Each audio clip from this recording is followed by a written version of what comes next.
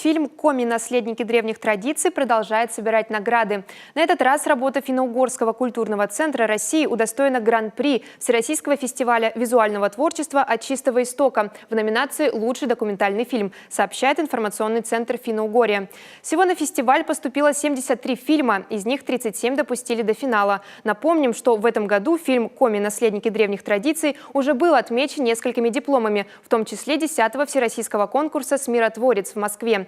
Презентация фильма прошла в ноябре 2017-го. Документальная картина рассказывает обо всех основных занятиях зырян. Чтобы показать их такими, какими они были сотни лет назад, создателям пришлось потратить 2 года. Они посетили 8 городов и районов и забирались туда, куда обычно попасть крайне трудно. Особенно запомнилась авторам поездка на Удару.